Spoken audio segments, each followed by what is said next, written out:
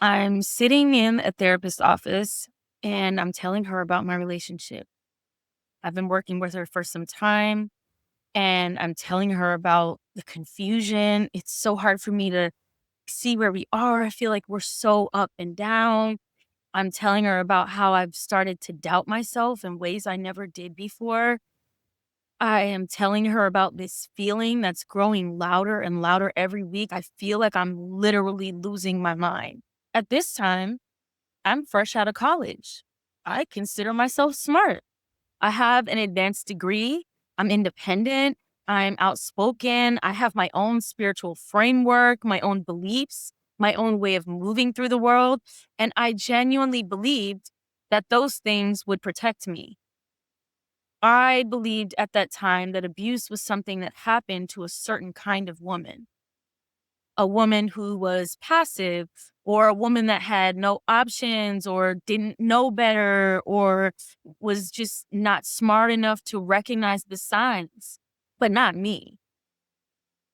I thought, oh no, I healed from that. I could never. And yet, my therapist listened to everything I told her and she just pulled up this chart. She didn't say anything and she just said, hey, I just want you to look at this chart and tell me if you feel any of these apply to your relationship. And it was the power and control wheel. I didn't know what that was at the time. The power wheel was developed in the 1980s by advocates working with survivors of domestic violence. So it maps the tactics abusers use to maintain power and control over their partners, like intimidation, emotional abuse, isolation, minimizing and blaming, using children, economic abuse, coercion, and threats. And it's a circle because the tactics reinforce each other. They're not isolated incidents. They are a part of a system. Remember this system? It's just similar to what I was talking about in episode 1. Anyway, I looked at the chart and I just started crying. And it wasn't a quiet cry. Like I was wailing. It's like the kind of pain that comes from somewhere where you didn't know you were holding it. It's the kind that sounds like relief and grief at the same time. A part of me, because I was looking at the wheel and I started to go, yes, that's happening. I have it pulled up here, but using coercion and threats, right?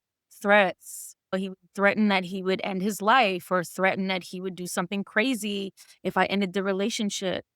Economic abuse, like he was basically making sure it was very hard for me to keep money and always asking me for money and guilt tripping me about money, using male privilege, telling me I needed to just be subservient, that I needed to be submissive, especially the emotional abuse part. I didn't realize, oh my gosh, he is putting me down. He is making me feel bad about myself. He is calling me names.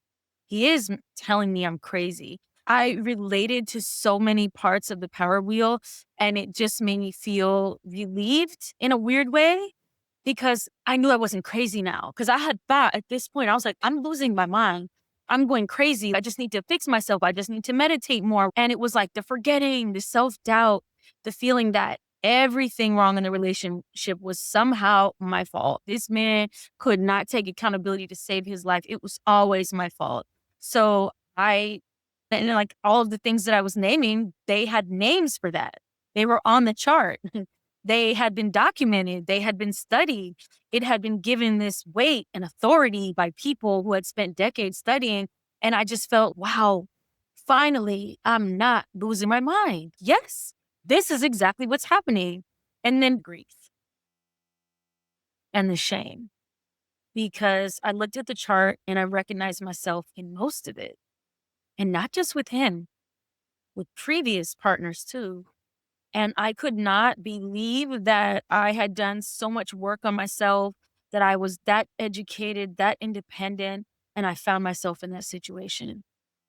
All of the things that I thought would protect me did not protect me because he knew things about me that I had trusted him with. My deepest, darkest secrets, things from childhood, super vulnerable beginning. It was definitely a love bombing stage. And he used them against me throughout the course of the relationship. And that's why nobody would ever want you. You're crazy. You're too sensitive. You're too emotional. And over time, I just said, okay, I'm right. Because mind you, I'm fresh out of college. I'm living with roommates. I'm not with my family. And so very quickly, this relationship became my world. I had been convinced that this was the best I would ever get and that I should just be grateful that he's with me, right? And so when I tried to pull away, my roommates definitely at the time were like peeping game. They were like subtly dropping hints like, I don't know, Sheila, something's off. And so when I decided, okay, I need to end this, I need to pull away, I know something is not right, he would threaten to end his life. He would threaten to hurt himself. It would just be all of these threats or manipulating me, feeling so bad. And I was like, oh my gosh, I don't want to abandon him because he had been abandoned by his parents. He was adopted.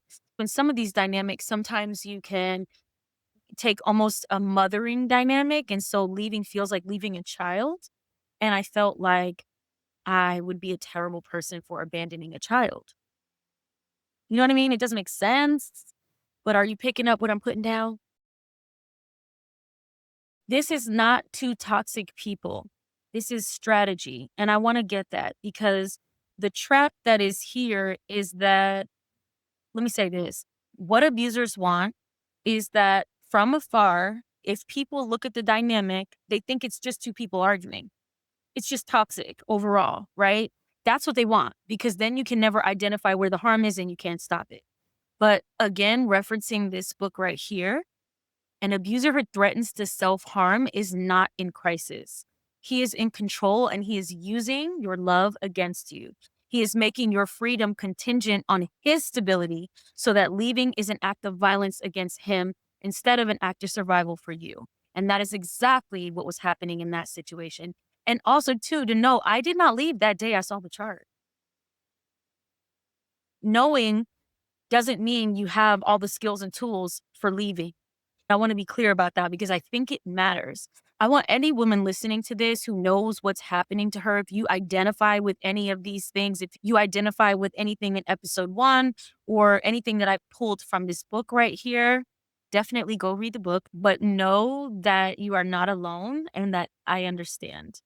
Seeing this chart didn't make me walk out the door, but it started something, right? Like mentally, I began to plan, I began to prepare, and I began to build toward the door even when I was inside. You got to name it because if you can't name something, you can't change it. And the chart gave me a name. And that is what I'm trying to do in this series as it relates to the cult of carbonation. If any of this sounds familiar, if you're sitting somewhere right now, forgetting things, doubting yourself, feeling like maybe you're the problem, feeling like you're going crazy, I need you to know that you are not crazy. You are inside of a system, and systems have exits. I'm Sheila Marie, and this is Unruly with Sheila Marie. I'm covering the cult of carbonation, and this is episode 2. I want to talk about Velvet again for a second. I mentioned her briefly in the first episode. Velvet is probably the most controversial character in this whole saga because she was the queen, she was right alongside him, and she was there for 7 years, maybe not the entire time, but for a majority of the time. And over the course of her time there, she participated again. This is a part of the system. I will explain why, but she participated in some of the abuse on the other women and left and came back and would leave and go online and say things about carbonation, but then go back. So people find her very contradictory. And I'm going to tell you why. I'm going to break it down. Her government name is Eliana Marquez, and she found Nature Boy's videos in February of 2017, right? And she was studying in college. She was studying agriculture, and she was in her early 20s. So the first time she joined, she flew to Costa Rica, and she ended up staying for 7 years after that. And in the course of those 7 years, she tried to leave more than 10 times.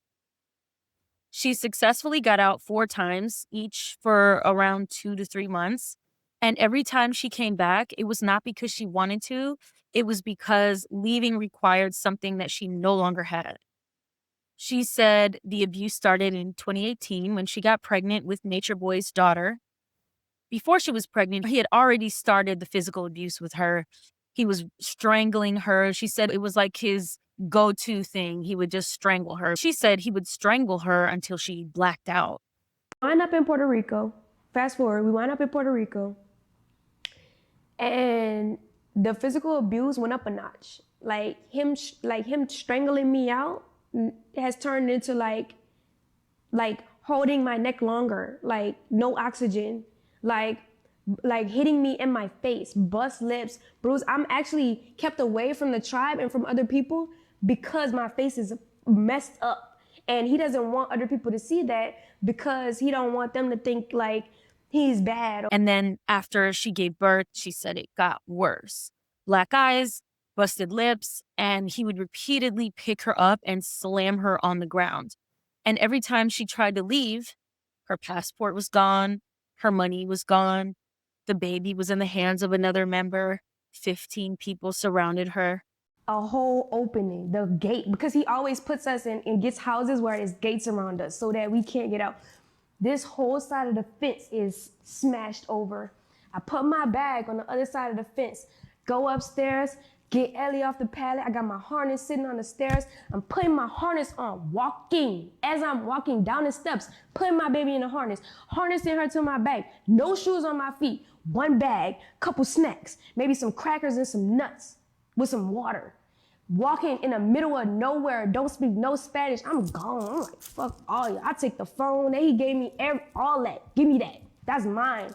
I take a couple monies out his wallet and everything. I'm like, that's mine. Leaving is the most dangerous thing a woman in an abusive relationship can do. And I want you to take this sentence in, not as like a metaphor or hyperbole, but as documented, researched, statistically verified fact. 77% of domestic-related homicides occur on separation. Women who leave are 3 times more likely to be killed than women who stay. There is a 75% increase in violence in the first 2 years after leaving. The moment she walks out of that door is the moment she is in the most danger she has ever been in. Because we really look at these women and just say, why don't you just leave?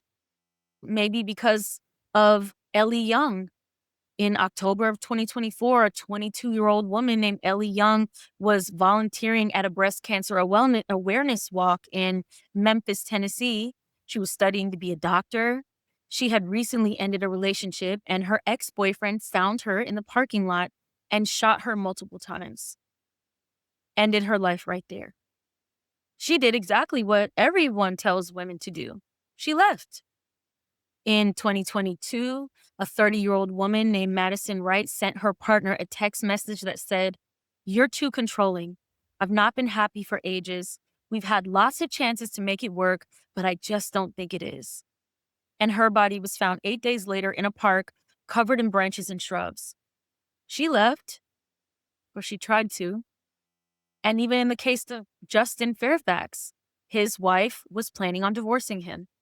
In 2024, more than 50,000 women and girls were killed by intimate partners or family members worldwide. 1 every 10 minutes. 1 since you've been watching this video. 137 every single day. The United Nations called the most dangerous place for a woman to be globally because of intimate partner violence. So when people ask why Velvet didn't just leave, I need them to sit with the reality that not only was she brainwashed and the system was already working inside of her mind, whether she was physically around him or not, but also that it's not just about having the courage to leave.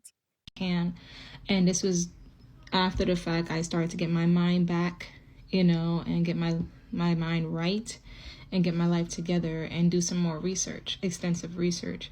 So I like to correlate sometimes being in a cult to being in a toxic relationship because both is abusive, and the mind or the brain kind of correlates it together as, the trauma is kind of like the same. Let's just say that.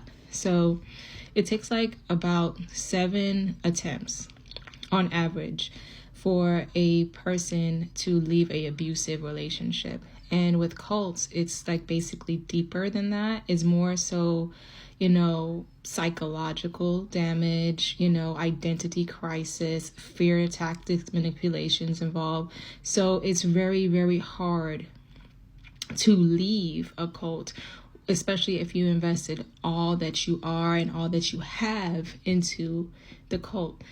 I don't see it as any different as a toxic relationship, because I remember when I was in toxic relationships and it was very hard for me to leave because I was emotionally attached to them. With cults is much more than just emotional attachment. It's psychological. It's spiritual as well. People invest spiritually. It's a lot. And let's just say that for everything that we put in, we are looking for some kind of like equity, some kind of emotional equity coming out from that. So for me, I know I left and went back to the cult about 3 times.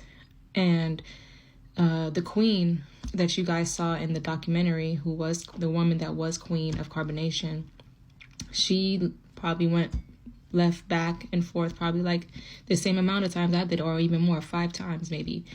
There's one person right now who's now the queen of this cult. She's literally to this day still a part of it, and she has left and came back, left and came back so many times. And I remember when she really wanted to leave while being in the cult, I remember watching her trying to run out the door naked, and the cult leader attacks her. Everyone has to remember that the cult leader basically tells us so many things, use fear tactics on us, like, out there is hell. If you leave, no one would want you. You're used up. It's things I heard about me. You're used up. No one would want you. Or basically your family won't want you back. And they don't have any identity. Cult members don't have any identity going back into the real world. So for me, it was easier for me to leave and stay gone because I did have like a support system helping me get out of the cult mindset, and the fear and the manipulation of it all, because I was definitely in fear when I left. Thank God I'm not anymore. But also, she maybe wasn't equipped to deal with life out of the cult. She was very young when she joined.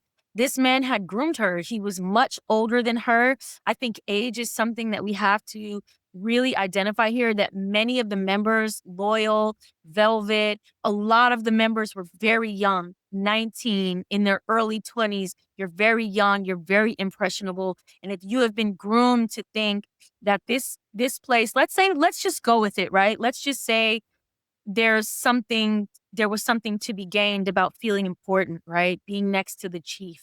You're the queen. Maybe he convinced her that she would not have that experience anywhere else. Maybe she just couldn't live in everyday life. Like, I can just understand it. And Lundy Bancroft will tell you, why do they come back even when they get out? Because for the case of Velvet, a lot of people will say, yeah, I get it's hard to leave. But when you already left in her case and you've been back outside of the cult for months, what is it that makes you leave that and come back? And that's where a lot of people find issue. But Bancroft says when she stands up to him, he makes her pay for it. He will promise to change. He will get friends and relatives to feel sorry for him and pressure her to give him another chance. He will get severely depressed, causing her to worry whether or not he will be all right. And depending on what style of abuser he is, he may know that he will become dangerous when she tries to leave him. Now let's put that framework over Velvet's story, because every time she left, he pulled her back with the baby, with the promise of monogamy and having some type of version of a nuclear family. And she wanted that so badly. So when she was out of the cult with her child, how are you going to keep my baby from me? That was a big thing he used against her, the baby. And she never really agreed with the polyamory aspect of the cult. She didn't like it. And when she left, after long periods of time, he would promise her that he would get rid of all his wives and it would be just her. Things will be different this time. I'm going to change. Abuse is not about intelligence. It's not about someone being smart or dumb. If you were taught that love feels like chaos and tenderness in the same breath, or that violence and warmth can coexist, punishment followed by an apology, that is a pattern that your nervous system recognizes as home.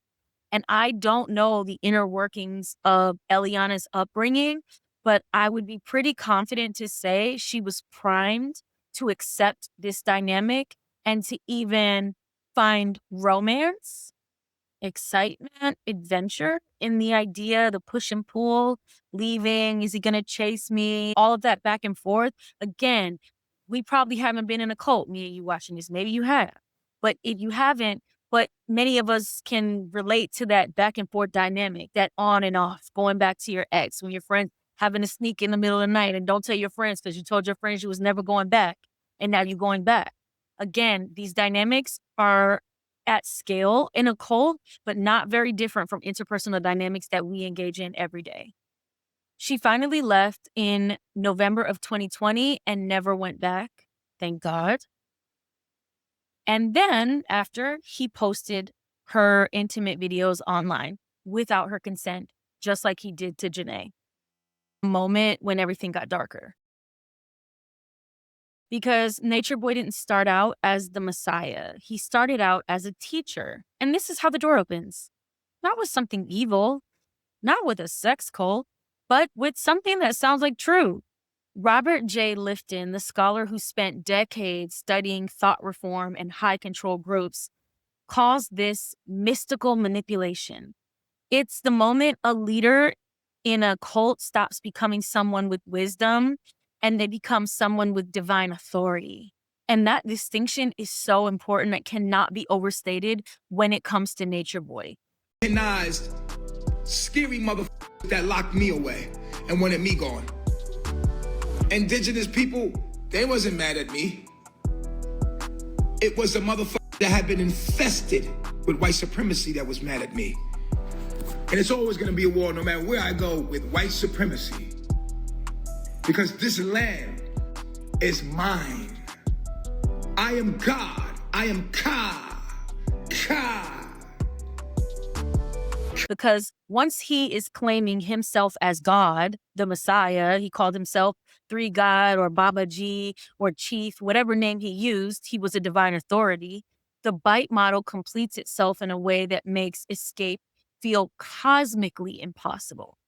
How can you escape God? If you are agreeing that this man is your direct connection to the divine, how could anything out of his mouth be wrong? Can't question God. You can't leave God. Your doubt is not confusion. Your doubt is sin. It's Babylon, right? Your desire to leave is not self-preservation. That's you falling into your lower self. Listen to what he is doing in that clip. He is not just claiming himself as an authority. He's replacing their internal voice with his. That is the system running. Your higher self is not inside you. It's inside him, which means you have to defer all of your inner knowing to him, which means that any thought that you have that contradicts him is by definition your lower self. Those are your demons. Those are your failure. Those are things that you need to let go of and work through.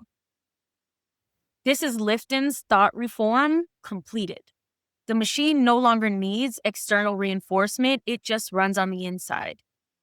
And what this did was it allowed every act of violence after that shift to become a spiritual divine act to the people inside the machine. So they would not look at him beating up on a woman as abuse. They were looking at it as divine correction. Solar described it himself. He said, we'd end up having these meetings that would last 6-8 hours where he's explaining why he's locking Velvet in a room, why he had to slap her. His explanation was that we've been programmed by European men to be weak little men, so our women will never respect us. I have to pause here and say this wasn't in my script initially, but I do think one thing that came up to me when I was watching everything play out with this cult is how submissive men are naturally. And I know that I'll probably get smoked for that, but I almost feel like men would be happier just knowing that and accepting that. I think I'm just looking around thinking of all the ways in which men rush to situations where they'll be guided and told what to do by other men. If you think about sports, the dynamic in corporate environments, If you think about religion, I think this is why a lot of men cling to Abrahamic religions or religions where a man is above a woman, right? Well, Janae said this in her book also, that there was a part of her that was looking for divine male guidance. I think men are too. And the men in the cult became increasingly submissive to Nature Boy to the degree where, okay, so I don't think this happened. I haven't been able to confirm, but I do know there was a rumor they were getting close to. So he convinced them that he was divine, he was God, and that so his semen was how you downloaded divine DNA. So the women would have to get it, of course. How would they get it, guys? Right, sex, of course. Whether it was consensual or not, this became a way for him to give them, in his mind, divine downloads through the genetic material in his sperm. After a while, he argued that the men needed to find a way to get his genetic downloads as well. So there was conversations of the men in the group drinking his genetic material. If that isn't submission, I don't know what is. I think one of the things that drives this cult, and pretty much almost every single cult, except that one lesbian cult that I heard about on TikTok, which I haven't got into yet, but if you know about it, let me know in the comments. But exclusively, almost every cult that I've ever studied there's always a part where the men have to dominate the woman, and that's somehow divine, just somehow. Cult leaders can't come up with anything new, okay? It's always the same thing. It's always, God told me that I'm the one that could only speak to him and only I could tell him what he said. And he said, you need to give me all your money. And he said, I need to have sex with everybody. Jim Jones, the Nexium cult, all of the Mormon cults, like in Keep Sweet and Pray. So back to the Messiah thing, because the shift from teacher to Messiah is not a personality change. It's the strategy of the system, right? Because the moment a leader decides that accountability is for other people and not them, that his vision supersedes your autonomy, that surrender is not just preferred, but sacred. Once that shift happens, he can do anything, because if you doubt it, those are your demons. If you leave, you're a failure and you abandon your soul's divine mission. And his control becomes your only avenue for salvation. I want to tell you about a room I sit in sometimes. I'm a retreat leader. I'm a retreat host. I host the Unruly retreats. And in the past, and a lot of times there's healing at my retreats. We'll do meditation, we'll do workshops, we'll do journaling. And so I regularly sit in rooms full of women who have survived things that would break most people. I sit with the women who got out, the women who are trying to heal. And what strikes me every time is that it's not the pain that is very expected, but it's the shame. Because these women are not carrying the weight of what was done to them. They're carrying the weight of the world's response to what was done to them. They blame themselves. They cry because how could I be so stupid? How could I not have seen this coming? They admonish themselves. They apologize for things that were never their fault. They have internalized the verdict that people around them delivered, right? Which is, if it happened to you, you must have done something to deserve it. If you stayed, that means you wanted it, right? If you went back, that means you wanted it. And if they're still healing, it means you're not strong enough. Like sometimes they interpret it as a weakness, like being mad that they wish they were just strong enough to leave. And I think we need to put the shame back where it goes, because the shame should not be, again, referencing that one slap from Aaliyah where Zoka slapped Malia and she said, maybe this will help me get my mind. And then everybody watched that and go, why didn't she leave? And not, why did he do that? Why did Zoka do that? We're asking the wrong questions and we're putting the shame in the wrong place. Okay, the shame belongs to the abuser. And what they have done is manufacture shame within yourself first, and then by people's reception of what happens. And this is what happened to the women. As I said before, people were watching and were calling them dumb as they were watching in real time and telling them, girl, you need to just get up out of there. And that would never be me. And we all had a kiki, right? That's the second wound. The first wound is what happens in private, right? What happens in the bedroom or in your house when no one's there or in a jungle in Costa Rica. And the second wound is what happens when it's public, the comments, the group chats. The second wound is the woman who survived the first wound and then had to survive us. And for Black women specifically, Black women are believed last, protected last, centered last. When a Black woman says she's being abused, the first question is often not, how do we help her? It's, what did she do? What did she say? Why did she stay? Why did she go back? Why doesn't she just leave? And the community that is supposed to hold her, the family, the church, the neighborhood, is often the same community that is still holding the abuser, still inviting him to the cookout, still inviting him to Thanksgiving, still letting them lead praise and worship, still calling them a good member of the community, still saying, well, he was so nice to me, but he's such a nice guy, but he's so talented. Do I have to stop listening to R. Kelly? I still want to go to the Chris Brown concert.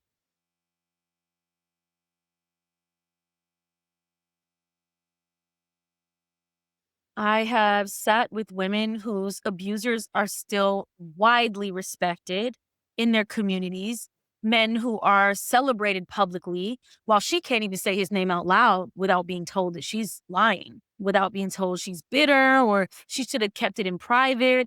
And many times, again, this is also an extension of the system because this keeps a lot of people silent. Because who wants to deal with that type of public ridicule? I'll just suffer in silence. I'll just take that L and keep it moving. Bancroft said that abusers cultivate their communities deliberately. They build reputations that make them inassailable, right? So when she finally speaks up, the community's first instinct is to protect him. When I say abusers are some of the most charming and charismatic people, like they will go out of their way to pad their reputation because they know what they're doing behind the scenes and they know that if they act a certain way in public, nobody will believe you. But he's nice to me. I never saw that side of him. He's always been. It's by design. Right now, you can go on any social media and you're going to search Velvet with Nature Boy, and there are going to be copious amounts of people that are saying Velvet should have been arrested alongside Nature Boy.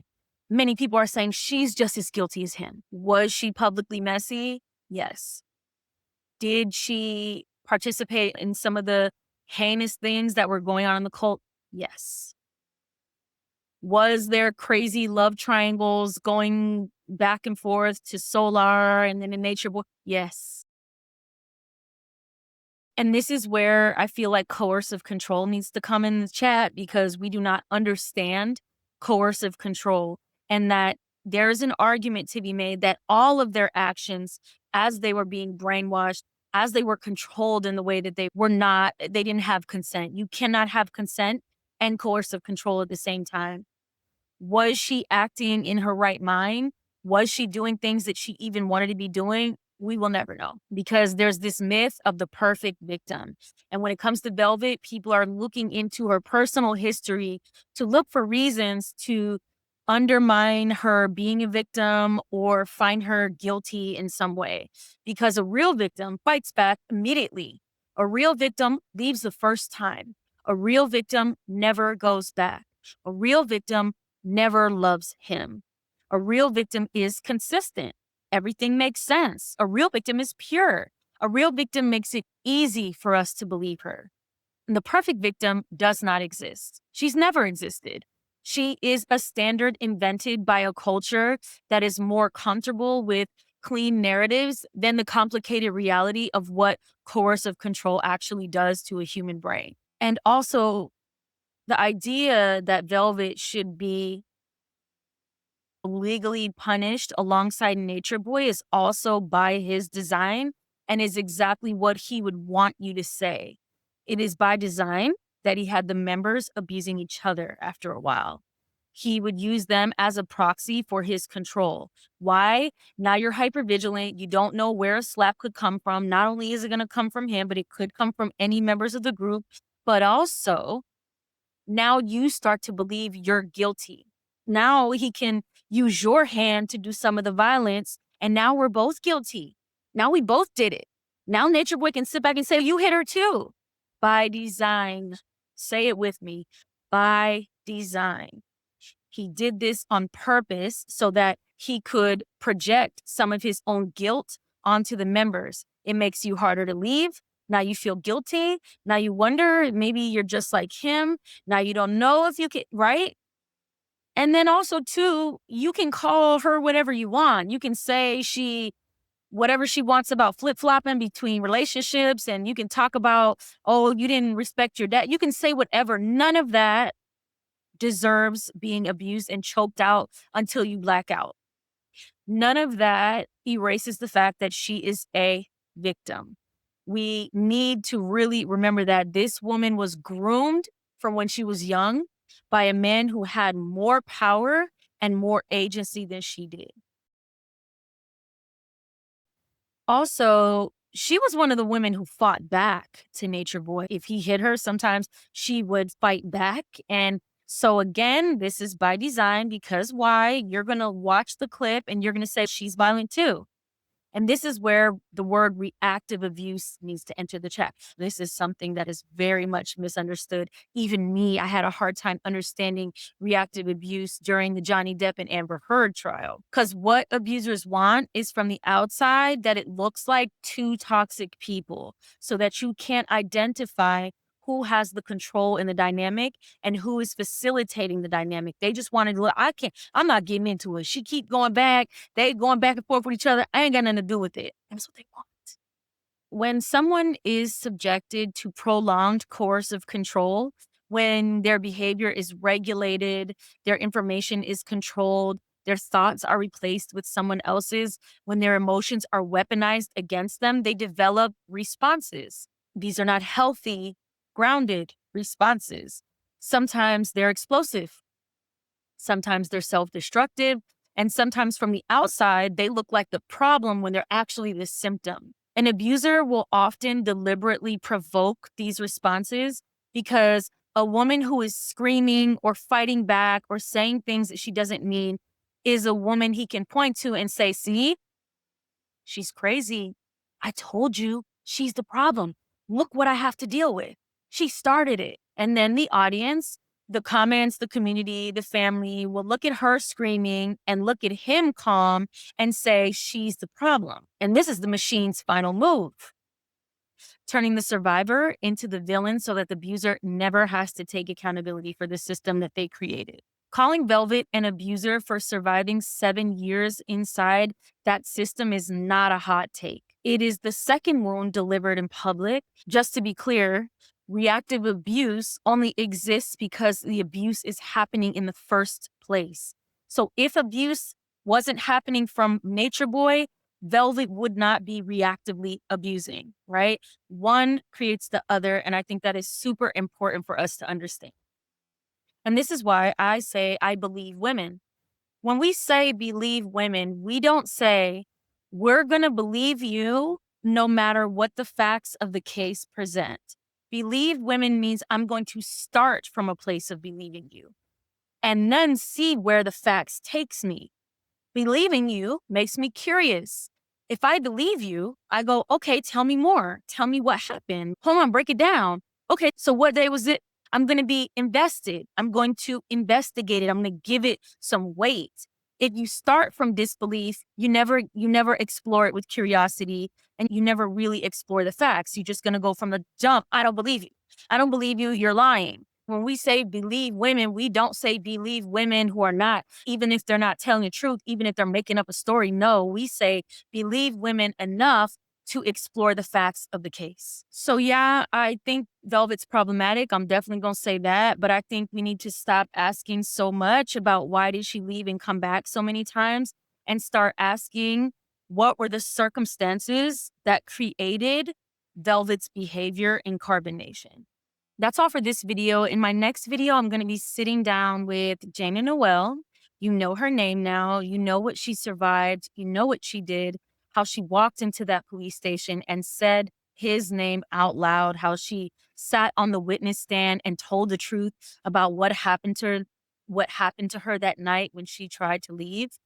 But you don't know her yet. There's so much more to her story than him. And I want you to know her, not only as a victim, not just as a cautionary tale, but as the brave, courageous, creative, beautiful woman that she is. A woman who had plans, who was planning a trip to Bali, who was about to go find herself on her own terms before a door opened and someone on the other side knew exactly what she'd been waiting to hear. A woman who survived something that would have silenced most people. I don't even know if I would have had the courage to speak up about what she went through in a courtroom in front of people who are trying to poke holes in your story with a 7-month-old daughter at home. Anyway, that's all for this episode. I'll see you next time. Thanks for watching.